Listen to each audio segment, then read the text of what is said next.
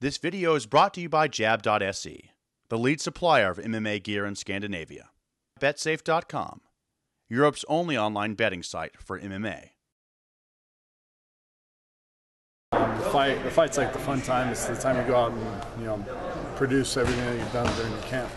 But yeah, keeping that in mind with my last fight being a loss, I don't want to say nerves, but there's a couple extra butterflies flying around a little bit because just keeping me on my toes, and it feels good actually. And I miss that little bit of I don't want to say like almost anxiousness. Yeah. I just want to get in there and get after it.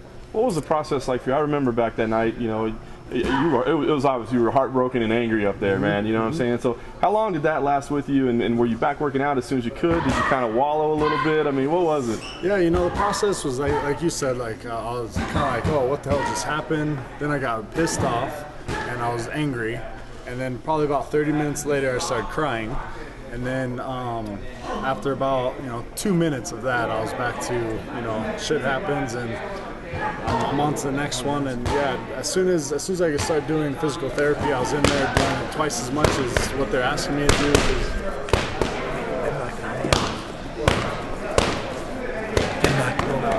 So I just used to double up on the workout.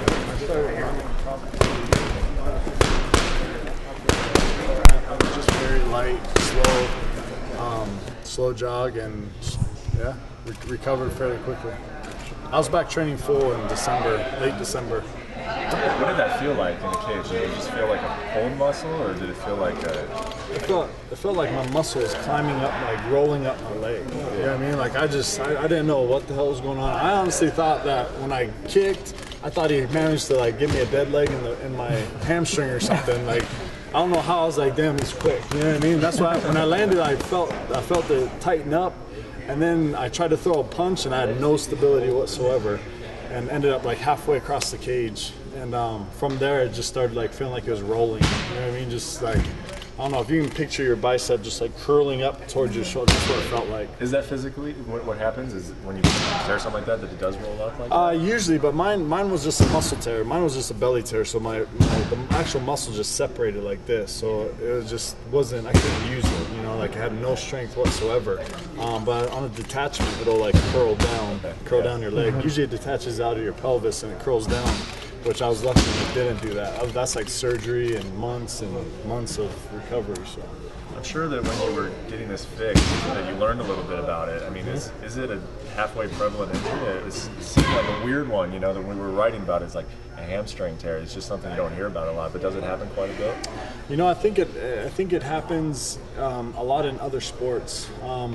Something that we've done to correct is we started doing a lot of uphill sprints, so that you can't really pull or tear your hamstrings. But now we're also doing certain exercises to strengthen my hamstrings. And it was funny because, not funny, but the camp leading up to that, I was talking to my strength conditioning coach, and I was like, hey, after this fight, I really want to work on my hamstrings, because that's something that I had felt that was maybe kind of weak or needed to be stretched out or something. And then just so happened that fight, it popped on me. It was really weird. You could say it was this, that, or the other, but it is what it is. Coming into this fight, it's Gabriel Gonzaga, and he's on a 3-fight win streak. How prepared are you for his submission game? And I know you have Frank Mir down there now at Jackson, so has he helped you at all with those aspects and getting prepared? Yeah, definitely. He's definitely helping my confidence. He's just been enlightening me on more of the Brazilian Jiu-Jitsu mindset. What are you going to be looking for here? What are you going to be looking for there? Giving me that black belt feel. There's a lot of black belts out there, but there's not a lot of black belt heavyweights. And so his weight, he's 265, 270 when I was rolling with him. His strength and stuff like that really helped build my confidence. And we have great wrestlers there. Guys that you haven't heard of, like Cody East, Anthony Hamilton. We have Angel Cabral, he's like Baby Huey. He's 19, 20 years old. Kid's 280 pounds, state wrestling champ of Illinois and stuff like that. So, we had a bunch of guys out there to really help me out. And he's just as hairy as Gonzaga too. So, I had him take his shirt off and we'd wrestle, and it would be, So that way I get used to it. Is it eerie? The texture. The texture. Visualization, they say it's important. Is it eerie at all for you that about, let's see, 2007, around this week, he KO'd Mirko Cro Cop in the head? Is that go through your mind at all? No. Me and Cro Cop are completely different fighters. I don't think that you'll find a fighter in the heavyweight division in the UFC that fights anything like me. So, unfortunately, last year I probably had about 5 minutes to show my entire year's work.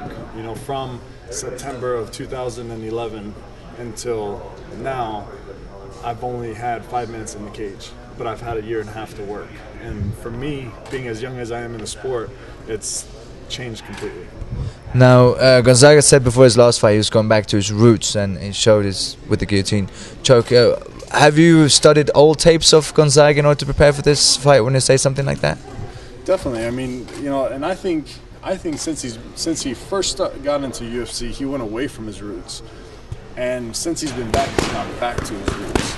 Now that he's back in submitted, 2 guys in the UFC, 1 guy before he got back in the UFC. But the thing that makes him most dangerous now is that he has that understanding of the striking that he had before he left. When he knocked out Mirko, when he fought, Randy, and did really well against these guys striking. But the thing that makes him dangerous now is he can use his striking to get into the ground. There's another a guy that's put together some highlight reel knockouts. Have you seen much of Uriah Hall, and what are your thoughts on him? I think he's from what I've seen on the show, he's a tough guy and he's very talented. I think the last fight was against Dylan Andrews. I think it really kind of humanized him in a sense, and it showed that you can have success, but you always have to be ready for that three round war. And like I said, I think it showed that he has a lot to work on, but he's definitely ahead of most people that are coming out of the house. Last one for Travis, anybody? From that loss that you had, the last fight that you had, basically, what did you take back and reflect on from that loss to refocus on coming through to up to now? Training-wise is very, very little that I could take from that fight, because it's something happened that you can't plan for. You can't game plan for an injury. You can't expect for that to happen.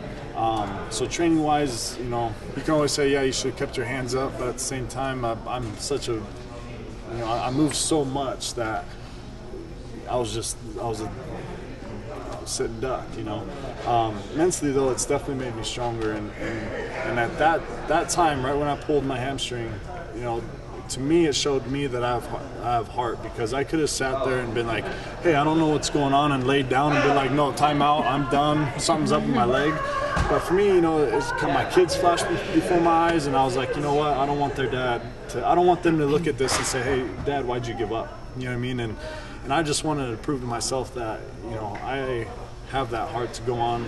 You break my arm, I'm gonna come hit you with the other one. You know what I mean? I tear my leg, or you break my ankle or something, I'm gonna hop on one leg and try to knock you out, And I think that showed that, being hurt, I still try to throw as hard as I could, and even though I was falling down doing it, I was trying, Thanks, Travis.